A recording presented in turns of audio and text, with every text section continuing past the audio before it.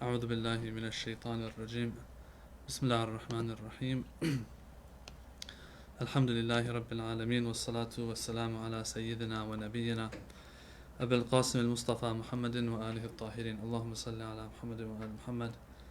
Assalamu alaikum, dear brothers and sisters, wa rahmatullahi wa barakatuh. And welcome to another session of Mizan Live on Shia Imammiya Doctrine. Before I begin today, I just want to make a little small announcement, and that is that this will be our this is our last session, of course, for July. Today is July 30th. But other than that, also, this is going to be our last session for a while. So coming this August, we're not going to be having any sessions. Shaykh Mahdi was traveling, of course, in the summer, and he wasn't available for sessions, so I was doing them. And once now he's back, but the August is going to be Dhul Hijjah, a very busy month for everybody in our centers and all the programs that we're having. So we won't have time really to have Mizan live this next August, this coming August. But then after that, inshallah, once the 10 days of Muharram are over, hopefully we will pick up where we left off with Shia Imammiya Doctrine and other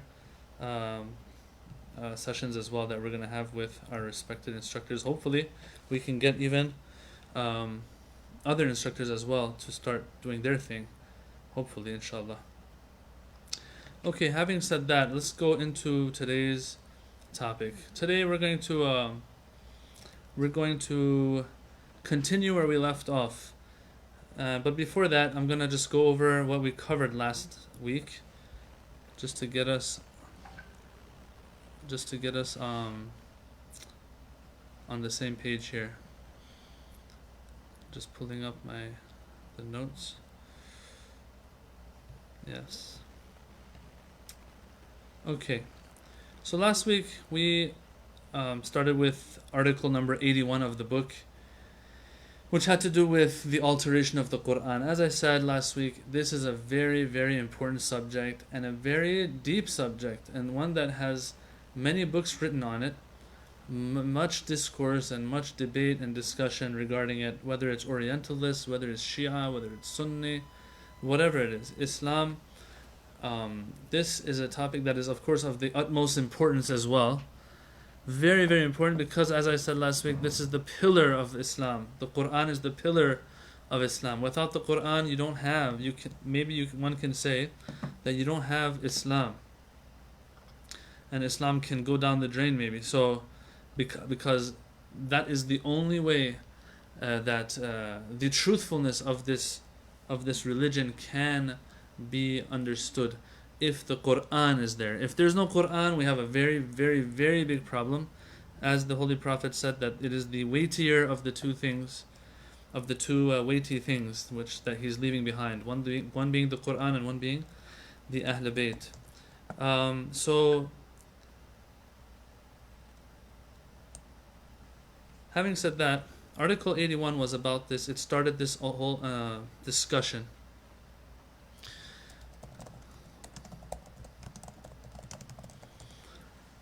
This whole discussion on the alteration of the Quran. Now, last week what we covered, basic stuff. As I said, he wants to keep it concise. He started out by talking about how the different faiths and different religions have had their books, but we believe that they have been altered. They've been altered, and some books just changed. Some books turned totally upside down, like the Injil that the Prophet Isa came with. We believe as Muslims that it was really turned upside down, because what we have today of the New Testament today does not represent that which was revealed unto Prophet Isa according to Islam and the Muslims. The Gospels, that we have, the 4 canonical Gospels, those everyone knows, they themselves say it, that yes, these were accounts written by people who were there observing Jesus, or the Lord as they call him, in his human form. And I don't want to get into the details of that. I'm not the one to do that. That's their job to explain to us. I don't want to misrepresent them, the Christian faith. So that we believe that has been turned totally upside down. With the Torah, a little bit less, but still it has. We believe that there's alteration there. Anyway, Ayatollah Subhani started out with this, and then he made his way into the reasons why we believe that our book has not been altered. And so he brought a couple verses of the Quran, the famous verse that says, "Inna nahnu nazzalna dhikr wa inna lahu lahafidhun," that we sent down the Quran and we're the ones to protect it. Yes? Or another verse that said, "La ya'tihi al-batilu min bayni yadayhi wala min khalfih tanzilun min hakimin hamid," that this is a book that batil and falsehood does not make its way into. And so if you're going to, if people can add to it, that means falsehood has made its way into it. So that goes against the promise that the Quran has made to us that Allah is going to protect it. Okay, so those were verses that he covered. We discussed those last week. Then we talked about how the people of the Prophet's time, they had very good memories and they were just into memorization of everything, poetry, whatever it was. Now, we also had this same thing applying to the Quran, that people of that time memorized the Quran. Lots of people were memorizing the Quran. And so this Quran was preserved in the hearts of the people as well. There's this Farsi saying, Quran ra hifz kunim ta hifz shavad. We will do hifz of the Quran so that it becomes hifz. So one of the meanings of hifz means to memorize in Farsi. The other meaning of hifz means to protect. So memorize to protect. Back in the day, that's one of the ways the Quran was protected, is that it was memorized. So he also goes through that. That's also a reason for him that the Quran cannot be altered, or it makes it much harder for it to be altered. Another one is that Imam Ali alayhi salam, we all know, Shia Sunnah, we all know that he was a person that was not compromising on his principles.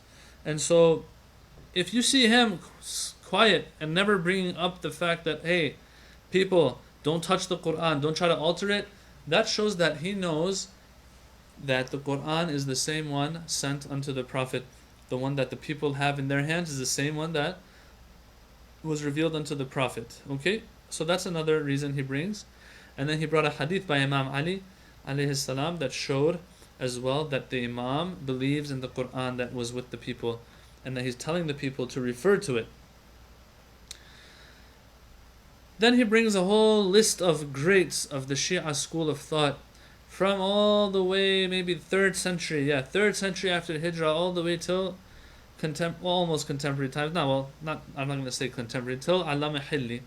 He brings a lot of names of ulama that believed that the Quran was not altered. This is very important once again, because as we will discuss today even more, that just because there's a person out there from the Shia school of thought that believes in the alteration of the Quran doesn't mean that the Shia mainstream believes that. So bringing a list of these greats like Allama Hilli and Shaykh al-Tusi, Sayyid al-Murtada, Shaykh al-Mufid, Shaykh al-Saduq, all these people, bring that list of names of really superstars of Shia school of thought as supporters of the fact that there is no alteration in the Quran, helps also push that argument forward that the Shia faith does not believe in the alteration of the Quran. Then we got into Article 82, this is very important now. Today you're going to have to buckle your seatbelts because we got a lot to cover. Article 82, last week we covered, also had to do with the hadiths that we have. And this is where the problem starts, brothers and sisters. The hadiths that we have regarding the alteration of the Quran. And they might be high in number as well. But the ulama have done their due diligence and done the work to prove that these hadiths are very problematic. Not just problematic, very problematic. Whether it's because they are weak hadith, whether it's because they go back to people that we know are liars or have an agenda, or as Imam Khomeini had said, that they are either weak hadith, fabricated hadith, or they are correct hadith. And they're authentic, reliable hadith, but the meaning and the content of those hadiths has been misunderstood and has been taken to imply alteration of the Quran, while in reality it is implying something else. He says, this is the story behind all these hadiths that we have. Now, it's not just in Shia sources. We have to understand, brothers and sisters, you will have the same concept in Sunni sources as well. It is not fair for a Shia to call out the Sunni school and say, hey, you have hadiths on alteration of Quran. At the same time, you can't have Sunnis calling out Shia and saying that you have hadiths that are problematic because they speak about alteration of Quran. All right, so that's something important that we need to discuss. We need to talk about later, maybe in more detailed sessions, what these hadiths are, which books have mentioned these hadiths, etc. For now, we're just in general. I'm saying that this stuff is out there, and that it can't be denied, but it can be discussed. It can be interpreted, revisited, reinterpreted, and so on and so forth. Okay, having said all of that now, let us move into today's discussion. Today's discussion is a little point that we left off of when we were discussing last week's session in Article 81. So we're not done with Article 82. We were not done with Article 82. Okay? We were not done with it. And the last part of it I left for today because there's a lot of stuff I want to add to it. As I've said again and again, this book, it tries to keep things concise and to the point. But I just have to go through this because I just have to add a few things today because I feel that maybe in the future these recordings will be watched or listened to, and people might not get the chance to look into things deeper, and they might just have certain impressions of things that are might not be very accurate, if you know what I mean. So I'm just going to, and since this is a very important subject, that's why I'm going to be adding a little bit and just elaborating a little bit more here. So the last part of Article 32, he talked about how, hey, people, if you want to know what the beliefs of a school of thought are, what the beliefs of of a faith are, going to the books of hadith of that faith, of that denomination, Shi'ism, Sunniism, just going to the books of hadith is not going to be enough to now hold that faith to those hadiths and say that this is what you believe in and there's no way out of it. No, that's not the case. He says that for that you have to go to their ulama, you have to go to their scholars, you have to go to their books of beliefs, not the books of hadith. The books of hadith will be used. Every person will have their beliefs, of course. Every Sunni Shia will have their beliefs, of course. But when it comes to understanding the details of a faith, we're going to go to the sources, and we're going to extract from the sources the beliefs and put them in our own books of beliefs and theology, etc. So that's a point that he makes is very important. I have a story for this actually. A few years ago when I was in Hajj, I was at the Baqi', the graveyard of Baqi'. And so there you're standing and you're doing your dua and you're sending your salam on the Prophet's progeny and family. And so the Wahhabi Shaykh took me down to the bottom floor of that place of the Baqi'. They have offices under the stairs that go up to the Baqi' graveyard. Anyway, he took me there, he sat me down, he brought out his book that said Mada taqulu Shia, that this is what the Shia believe in. And so he opened that book. He's like, see, these are the things you believe in. Because we were having a little debate or discussion. I wouldn't call it a debate. I would just call it a discussion. I'm the one who actually kind of started that discussion. I started asking questions. And he was answering. And he told me, he was Afghan actually. So he wasn't like Arab and from that land. He had also migrated from his home, from Afghanistan. And he had been in Medina for 21 years, he told me. And so he showed me the book of Mada Taqulu Shia, what the Shia believe in. Every page of it, most of it, was, I didn't get a chance to go through all of it, but lots of the things that he was saying we believe in, the reason why he was making such a claim was because we have a hadith for it in one of our books. And I kept telling him, I'm like, look, our hadith books don't represent what we believe in necessarily. These have to be refined. right? When it comes to the Imams and belief in Imamah, we have hadith by Imam al-Rida. It's famous that Imam al-Rida says, people out there are making up hadiths about us Ahlul Bayt, good things they're saying, to hurt our image. How does that work? Good things to hurt our image? Yes, good things. How? By exaggerating our status, making us as if we are deity, and introducing us as if we are deity. That's how they're doing it. So sometimes people want to give the Shia a bad name. They fabricate hadith in favor of Ahlul Bayt, but to the extent that it's seen as mubalagha or ghulu, exaggeration. So we have to understand that these hadiths have to be refined, and that's what the scholars have done. This has been an ongoing thing forever, from the beginning of, you can say, when Shia theology was expanding and growing during the time of the Imams even.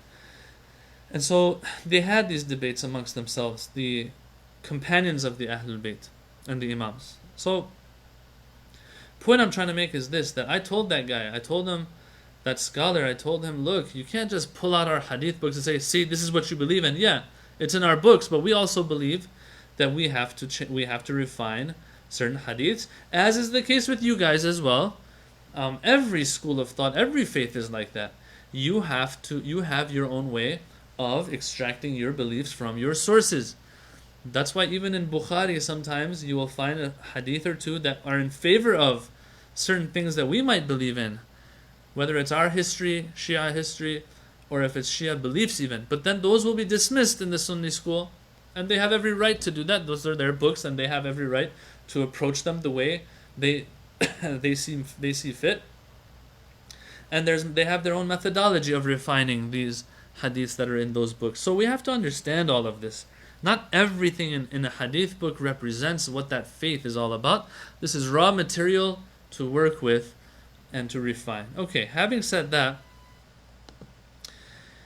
he goes into a few points. He wants to make a few points before he ends Article 82, which is the last article of this chapter. We're going to be talking a lot here about different things. Now, number one, he says, first of all, now that we're done with this this chapter of or these articles of alteration of the Quran, we have to understand a few things. Number one, that accusing other schools of thought of believing in alteration of Quran in these times that we live in especially, all it does is serves the goals and the interests of the enemies of Islam.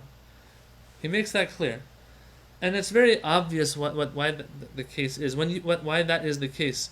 When you have Muslims who believe in the alteration of the Quran, the first thing that happens is takfir.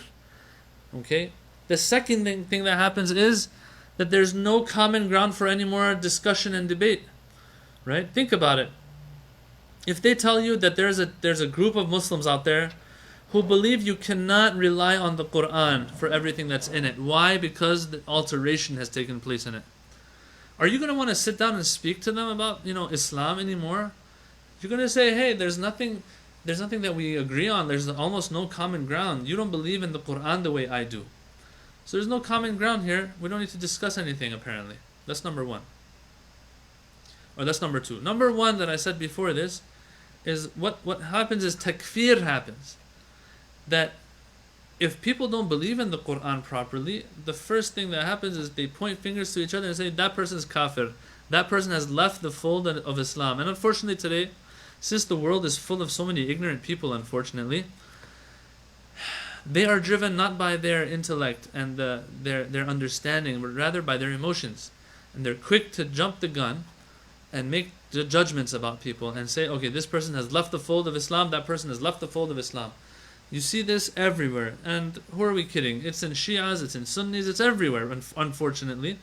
And it all goes back to ignorance and not being well read into the faith and not being too literate, unfortunately. You usually won't find a great scholar, pointing the finger to other schools of Islam and calling them kafir just because of certain things that are attributed to them. They'll look into it.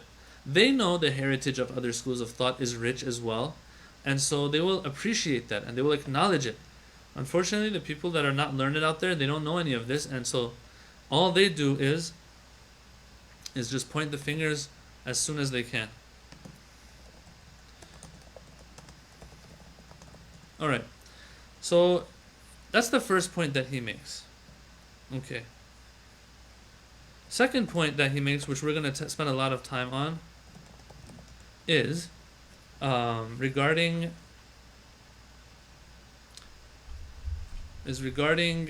the this whole understanding of, once again, alteration of Quran in another sense. Okay, so I know that our video is just went out for a minute, but that's gonna get fixed, inshallah. All right, so he says, let me read off of the book and then get into it, inshallah. Article 82. He says, if some Shia scholars have written books in which the alteration of the Quran is mentioned, we observe that after the publication of such books, Shia scholars have written many refutations of the errors contained in them. Okay, here a big point is made, very important point, and the reason why I'm going to get into this, although it's not in the book, is because of its importance. It is super important. It's because in the future, as I said, I don't know who's going to be listening to this, and I don't want people to feel that we didn't get into some of the details while it was necessary.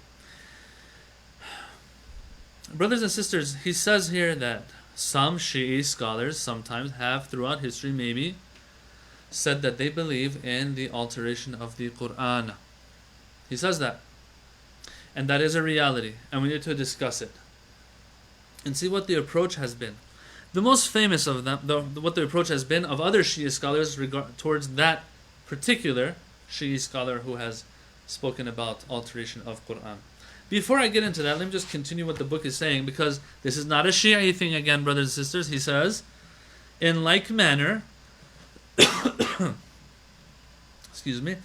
in like manner, when an Egyptian scholar published the book Al-Furqan in 1926, in which he tried to prove that the Quran has been altered, basing it upon certain narrations and hadiths found in the books of the Sunni school concerning the abrogation or writing of certain Quranic verses, the Shaykhs of Al-Azhar University of Egypt repudiated the opinion and banned the book. Okay? So he says this, he makes this point, Ayatollah Subhani. Look, first of all, the Sunni school also has dealt with this in the past. The Shia school also has dealt with it in the past. That's what I'm gonna do today, inshallah. I'm gonna illustrate this to you and show you how serious our scholars have taken this matter, and they're not, how uncompromising they are in this regard. Okay, what does he say? Or what can we say here? There's a person, brothers and sisters, those of you who understand Arabic especially, when you go on YouTube and you just search like alteration of Quran Shi'i, what you find is that a scholar is referred to a lot as a person who believed in alteration of Quran from Shi'i scholars.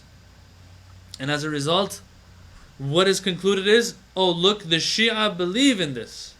Because one scholar said it, the Shia school believes in it. Well, first of all, who says whatever any scholar says represents all of Shi'ism and mainstream Shi'ism? One. And two, why don't you be fair and also share what other Shi'i scholars have said in response and in refutation of this one individual? Now, I'm not going to claim that there's only one person out there in the Shi'i scholars, amongst Shi'i scholars, who might have implied that he believes in alteration of the Quran, but I want to talk about a person today by the name of Mirza Hussein An-Nuri At-Tabrasi. Yes. And in short, they just call him Haji Nuri.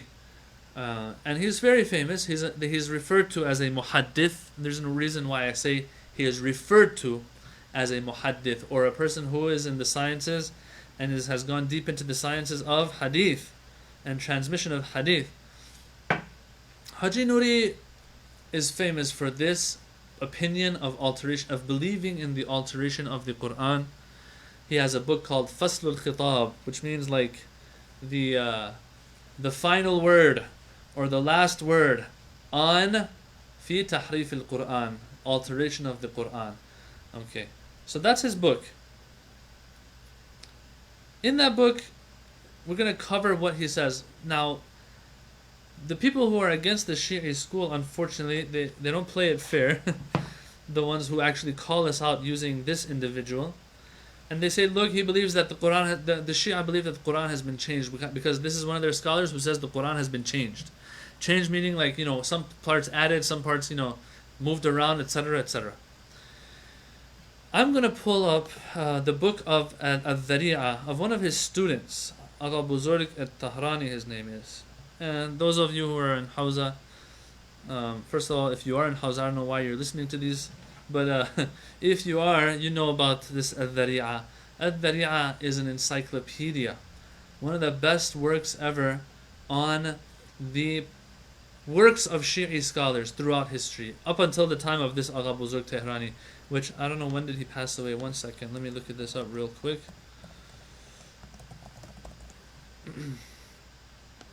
Oh, he's on Wikipedia. So it says he passed away February 1970. Born 1876, died 1970. Okay. So this Agha Buzurg Tehrani, he has this encyclopedia of all the works of Shi'i scholars till let's say 1970, whenever that he wrote this book, okay? It's, I don't know how many volumes, 22 volumes I think it is, if I'm not mistaken. And it's really a rich work that great alims always have, and right next to them, then they use it a lot. Okay. In his book, one of the works that he discusses is Faslul Khitab of Haji Nuri, which was his teacher, as I said, one of his teachers. In there he brings the book's name, and then he says, in this book,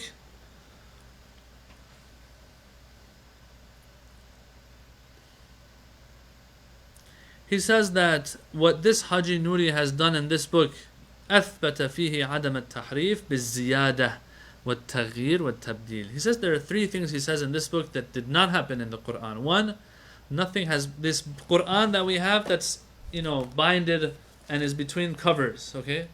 This book, he says, nothing has been added to it.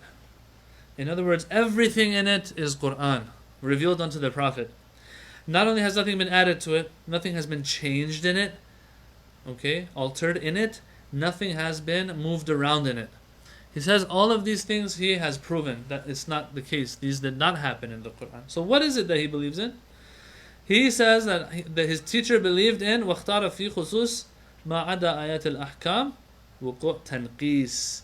He believes that yes, there are some verses that didn't make it into the Quran we have today. Once again, this is just one scholar who says this, not mainstream at all.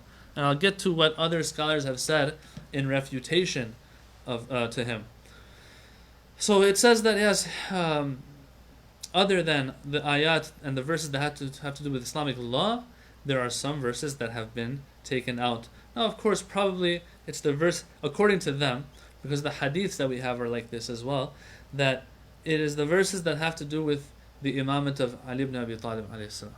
Things like that, Ahlul Bayt, stuff like that. Alright. He says, where did he get this from? He got this from a hadith. And then Shaykh Agha Buzurg Tehrani, as he's talking about this book, he says someone else by the name of Shaykh Mahmud Tahrani has refuted this back in the day, refuted this book of Faslul Khitab, and said in it that has refuted him completely and said he's wrong. Why does he believe in alteration of the Quran? So right there, it's been refuted already. We'll get to scholars of today as well, what they've said, okay? So back then even, it was refuted. This is where we have to be fair, brothers and sisters, whether you're Shi'i or Sunni, to figure out everything that has happened and then make a judgment. If you're going to make a judgment about the Shia If he wrote a book on Fasl al-Khitab fi Tahrif al-Quran, there's someone else in his time who wrote back and against it, and right there refuted it. And then this Haji Nuri wrote a third work. So we had Fasl al-Khitab, which implies that some verses were taken out. Nothing was added, but some things were taken out. Someone answers this, that's work number 2. This Haji Nuri now comes back and answers the answer that was given to him. He says, look man, look, I know the name of my book is Fasl al-Khitab fi Tahrif al-Quran. The last word, the final say on the Tahrif of Quran, on the alteration of Quran. I understand that. But, have you read the book? He says, I am not happy with a person who reads that book of mine, but doesn't read this little treatise that I've also given out after, in reply to those who think that I believe in alteration of the Quran. He says, just because the title says the last say regarding alteration doesn't mean that I believe in all forms of alteration of the Quran. No. He says, all I believe is that some verses might have been taken out. Now, I'm going to open a parenthesis here that, look, still, that is a form of alteration, it seems. Yes, no one added anything. Like, you believe that verses are not in there that people made up. Good for you. But if you believe that some verses were taken out, then that is a form of maybe alteration. Now, once again, the technicalities of this, this has to do with Quranic sciences. Doesn't have to do with what we're trying to discuss now. Yeah, but at the end of the day, that might be seen as a form of alteration. So you're saying, people, don't just take the title and think that I believe in alteration. I just believe that some verses might have been taken out. Well, that is alteration. Anyway, parentheses closed. He says, if you're going to read that book, you have to read this little treatise of mine as well, where I've explained more what I mean. And as a matter of fact, I believe that the Quran we have today is exactly what was compiled during Uthman's time. So he believes that the Quran was compiled in Uthman's time. That's also something that's contested, by the way. But anyway, that is mainstream Islam right now. I'm not going to say mainstream Shia, but mainstream Islam says that, yeah, Uthman was the one, the third Khalifa was the one who compiled and brought together the Quran, bound in between two covers. Right? So he says, that has not been touched. I believe that. He says that. But yeah, what was revealed to the Prophet, I believe some verses might have dropped, and were taken out for obvious reasons, okay?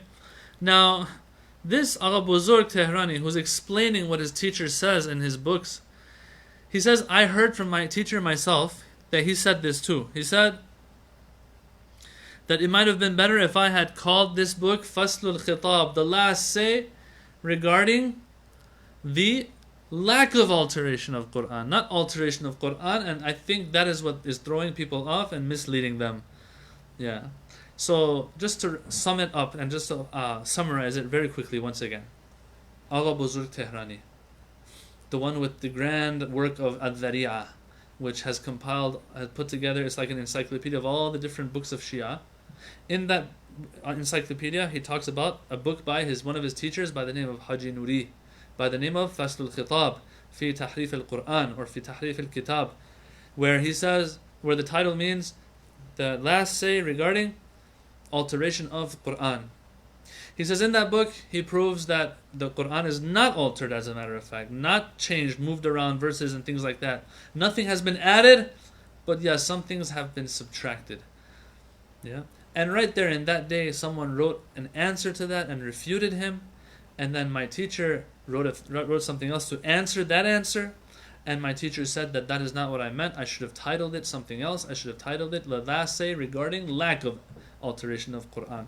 That's in a nutshell what we covered so far. Okay, but at the end of the day, the people who use Haji Nuri's book Fasl al-Khitab to prove that the Shia believe in alteration of Quran, what's happening here is that they are turning a blind eye to all of these other things that are happening on the side, which really, really, really put things more into perspective regarding what the Shia believe regarding this book, first of all. Second of all, he doesn't believe that, things have been added and things have been changed and moved around and stuff. He says, look, there's some verses that didn't make it to what we have today, but what we have today is all pure revelation. Yes, nothing has been added to this. These are the words of God, all of them, 100%.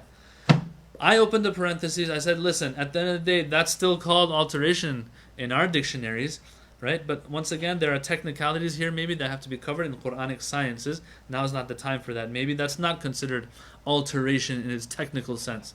We don't know. We have to see if that's something to discuss later. Okay, so that is what Haji Nuri says. So it's not some crazy opinion that, it's a mess. This Quran that we have is a mess. No, this Quran we have is the Quran.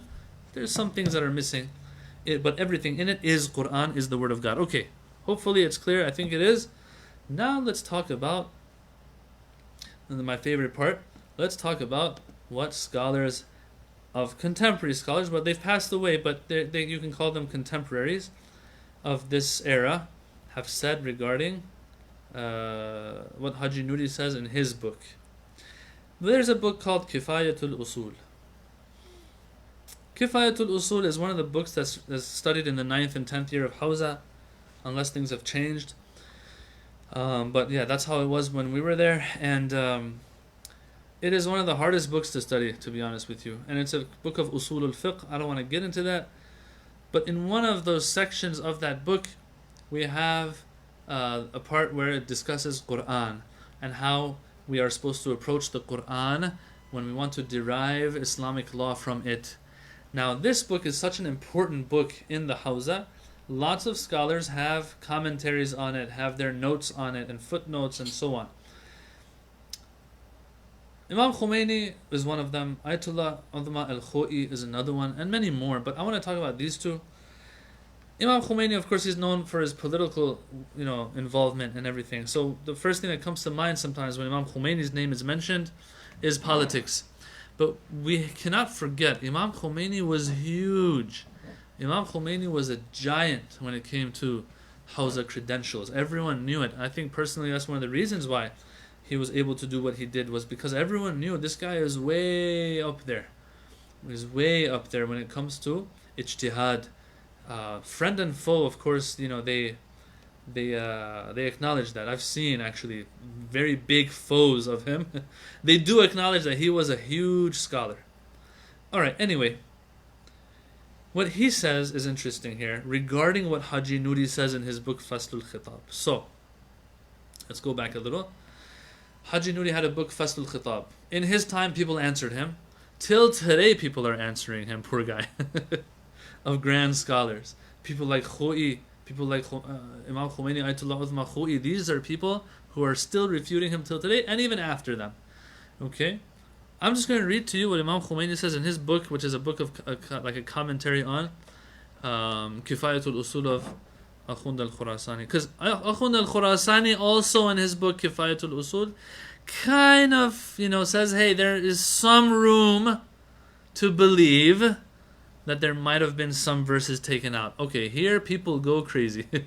People when I say people like grand scholars, they go crazy when it comes to this part. I'm just going to read to you what Imam Khomeini says in his book in this regard, and Warul Hidayah, his book. Okay, he says, let me explain further. He's talking about this whole idea of alteration, Quran, can we rely on the Quran? In a nutshell, he's like, let's not even talk about that. Don't even go there. That's what he's saying. He says,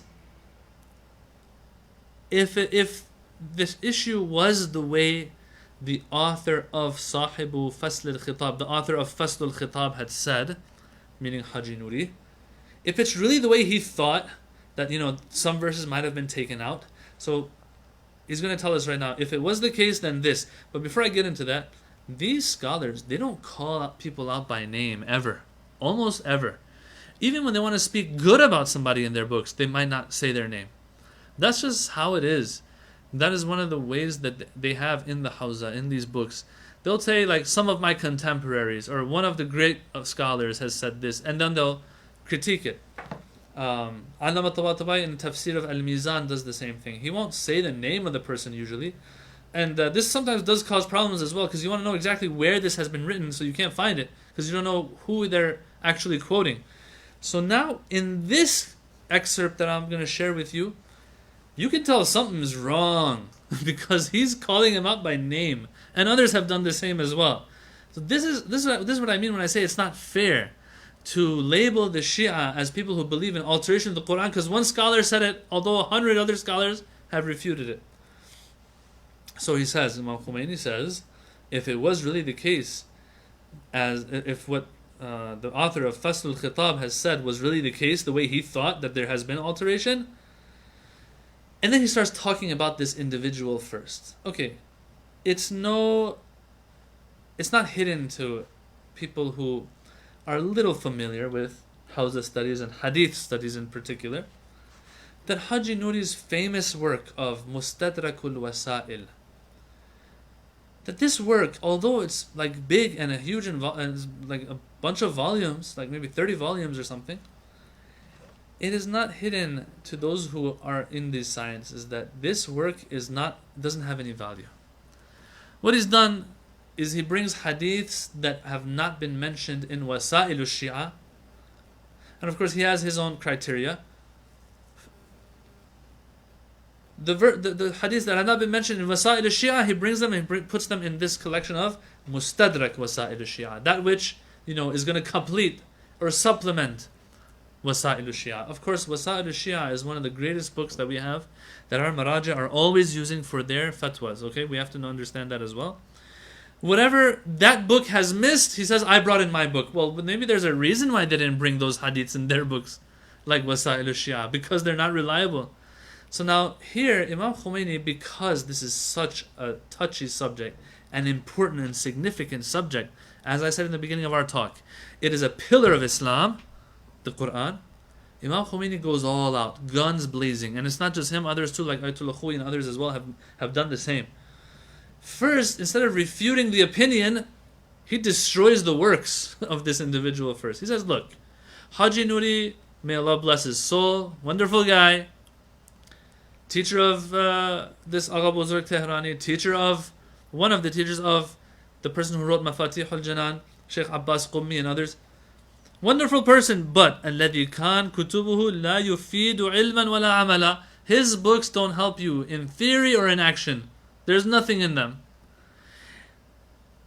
It is just books it's a book that has brought his books are books that he's just brought into those books hadith that are weak, that others have turned away from because they're weak. So why are you going to bring those in? And those who have minds and intellects have stayed away from and refrained from. Of the greats of the past who have compiled, Shaykh al-Tusi, Shaykh al-Saduq, and these types of individuals who have the four main hadith books, have compiled the four main hadith books, and of course Shaykh al-Kulaini, these people, they've turned away from certain hadiths because they're not reliable, but he's brought them into his book. Okay. He says this is his books of hadith. They have this major issue. That's why no one takes Mustadrak al-Wasail very seriously, brothers and sisters.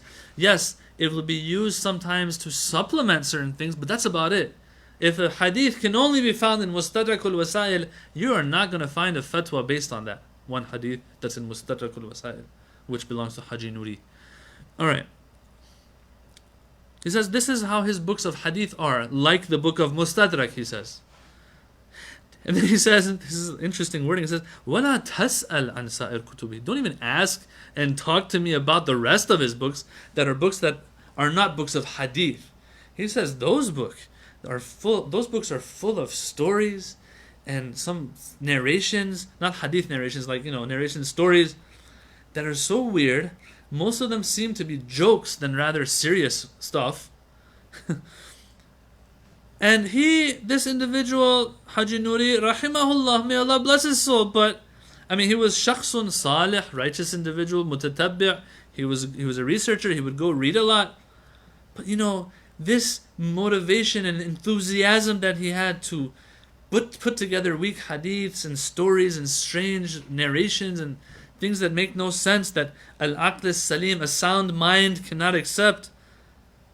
This is more in his works than min al-kalam al-nafi', from more than beneficial words that one can benefit from. You won't find that as much as you will find strange things that he's brought. Okay. He says, wal ajab, I'm surprised that his contemporaries people who, they were woke, in today's terms, okay? And they knew what's going on. They didn't say anything about him. They neglected him. Maybe, I don't know, maybe people of that time thought that, this stuff that he's saying doesn't make any sense. We don't have to worry about it too much. Maybe that's what it was. But it says they neglected and they were oblivious to it until that which happened. What happened? Look at the wording. Mimma bakat alayhi samawat. The stuff that was said by this individual is stuff that the skies wept over. The skies wept over the things that he said. Okay, well, messing with the Qur'an's reliability and authenticity is not something to joke about. وَكَادَتْ تَتَدَكْدَكُ الْأَرْض. And I guess this means that there's, it's that close that the earth was going to explode as a result of what he had said. Wow. That's pretty significant. And then Imam Khomeini goes into refutation of what he's saying. This is interesting because this is something that some of our youth today even are, talking about and stuff, and they say now and then about how, the Quran was full of verses about the Imamah of Imam Ali alayhi salam and the Ahlul Bayt, etc., etc. He says, if it is the case that there were so many verses in the Quran that were taken out that speak about the wilayah of the Ahlul Bayt and the Imam of Imam Ali alayhi salam, if that was really the case,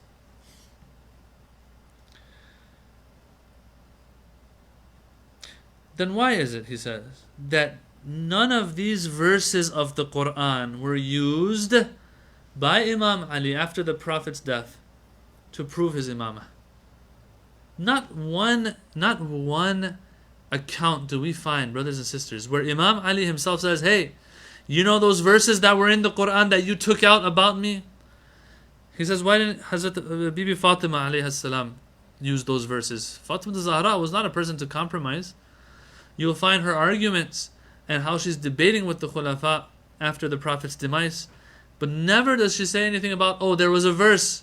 Or what about these 10, 20 verses? They were there, you took them out. We don't have anything like that, he says. Al-Hasan, Al-Hussein, none of these individuals, alayhim as-salam, argued with verses that now we don't have in the Quran. Because, brothers and sisters, we have to understand, if this type of alteration was to take place and certain verses were to be taken out of the Quran, that was going to happen later. We're talking right after the demise of the Holy Prophet. If alteration is going to happen, it's going to take a while. First of all, the Quran wasn't even compiled according to mainstream Islam, once again. I'm not saying that this is an opinion everyone believes in, but it wasn't compiled until Uthman's time. Well, then, where were the verses before that? Well, people knew it. They were written down on different scrolls and deerskin, etc. Right? So, the verses, if they're going to be taken out, there's no book for them to be taken out of. That means these verses are on the tongues and people are saying them. So, of course Imam Ali is going to use these verses. Alteration hasn't even taken place yet. Why is it we don't find any account of Imam Ali saying that, this verse is about me, that verse is about me? It says, Ali ibn Abi Talib, Khalifatullah ala ardih ba'da al-Rasul, or something like that. These are very good points, actually. I never thought of something like this. This is beautiful. He says, okay, let's put the Ahlul Bayt aside. Hakum Abu Dhar, Miqdad, Salman, Ammar bin Yasir, none of these people argued with such verses. Once again, let's put things in context here. We're talking years, days, months, and years after the Holy Prophet's demise, before the Quran was even compiled. So then these verses are there. Just like Qul huwallahu ahad is there, you'll have other verses that are there too. That Ali ibn Abi Talib this, Ali ibn Abi Talib that. So he says, look, these are not enough. This is not enough for us to just say, hey, there were verses. These hadiths that tell us that there were certain verses that were taken out. He says these are not enough. Plus, of course, the fact that they're all weak narrators, they all have problems, etc., that we talked about before. He says, instead of all of this and basing their arguments on these hadiths, these verses of Quran, what did Imam Ali do? What did Fatima Zahra do? He says, they went and started arguing with hadiths of the Prophet. Started arguing with certain verses of the Quran, maybe that didn't say Imam Ali's name, but Imam Ali believed that they were revealed regarding him. Why was it that they did this instead? This is a very important question, he says. And he makes one last point as well. He says if the Quran is full of these, this is a very important point, by the way. If the Quran is full of these verses, that we have hadiths that say maybe hundreds of verses might have been taken out, then why is it that, of course, the Shia believe that that the verse that says Ya ayyuha rasul balligh ma unzila ilayk min rabbik wa in lam taf'al fama ballaghta risalatah, that famous verse of Ikmaluddin and the verse of Tabligh ad-Din, which says, O Prophet, transmit to the people that which is from your Lord. And if you don't transmit this, you haven't transmitted the whole deen. The whole deen is done. Right? What does the Shia believe? That this verse was revealed in the last year of the Prophet's life and the Hajj that he went, Hajjatul Wida. Okay, question.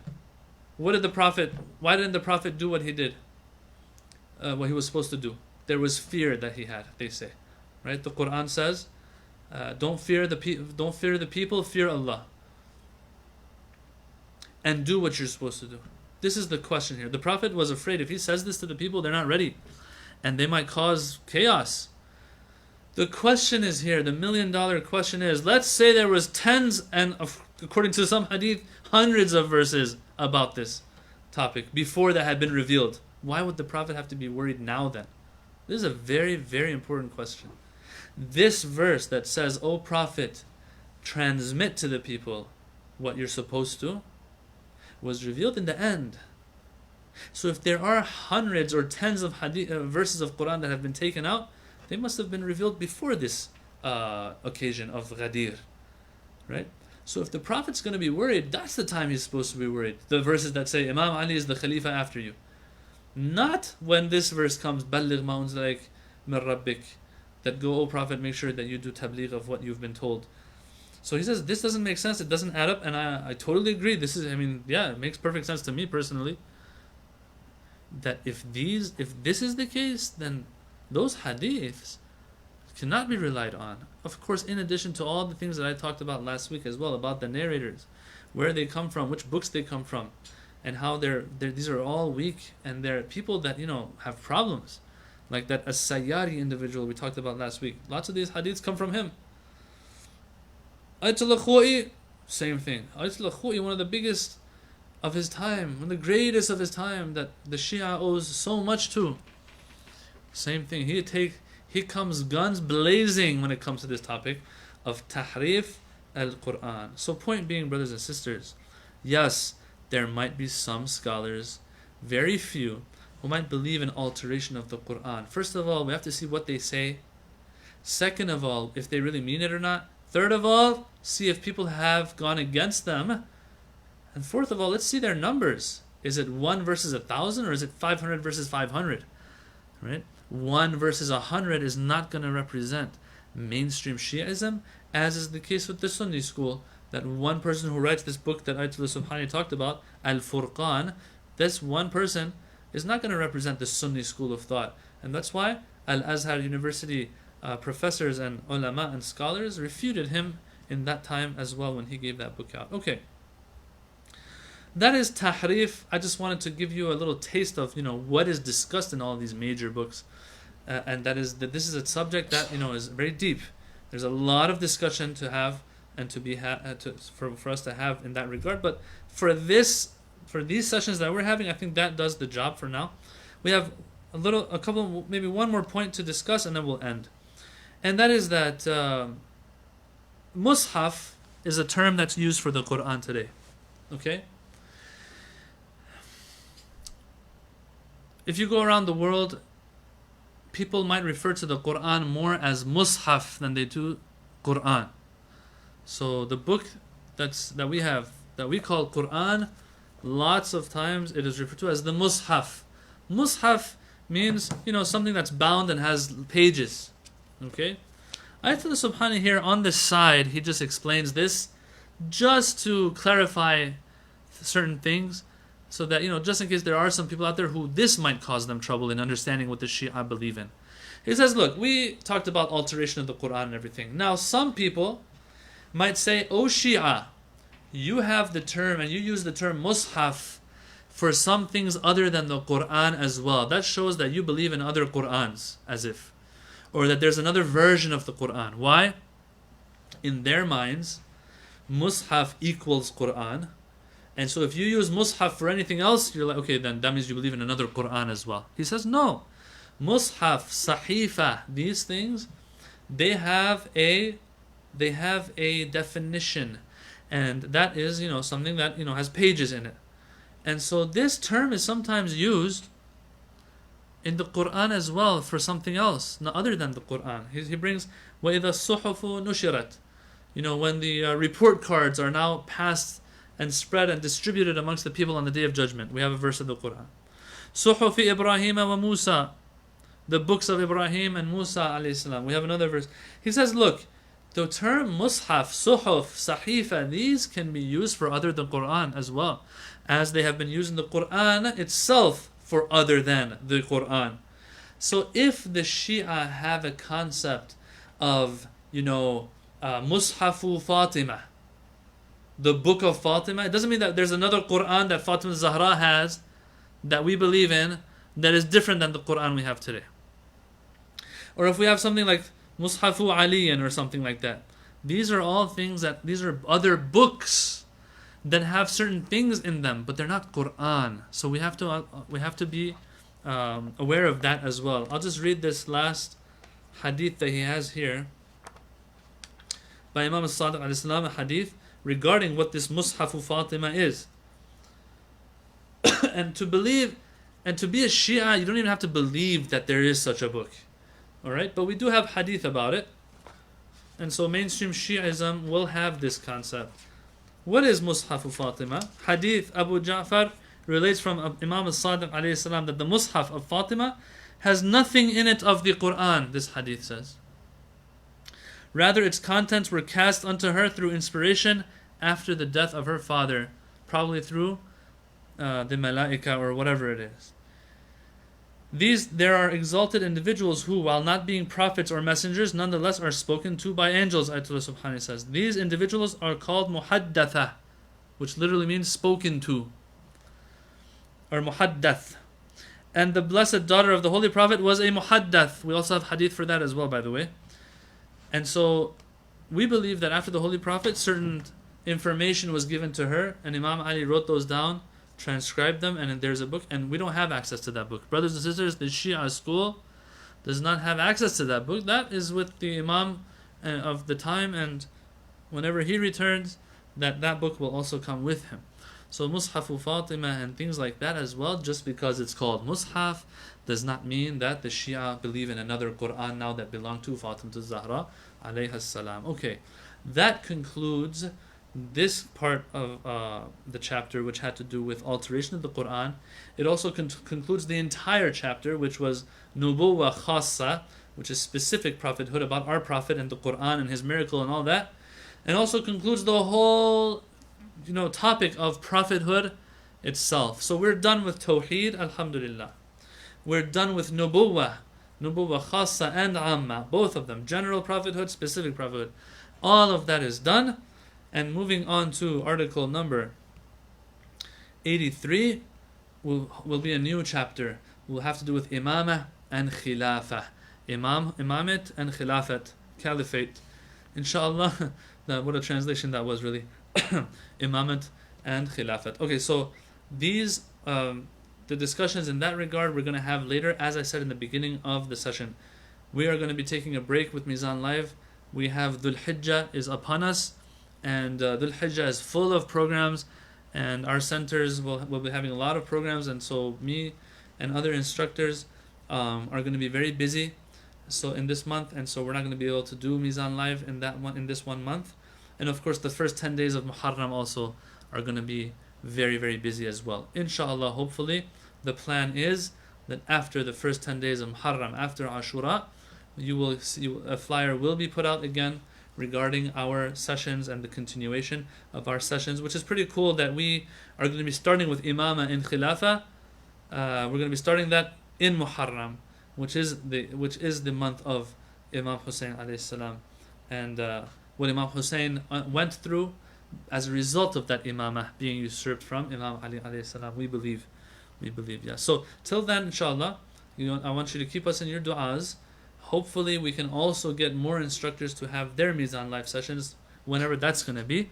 But please do du'a. Inshallah, we will restart our sessions after the first 10 days of Muharram. So in other words, about a month and a half from now is when we're going to restart these sessions. Until then, as I said, please keep us in your du'as. Wassalamu alaikum wa rahmatullahi wa barakatuh.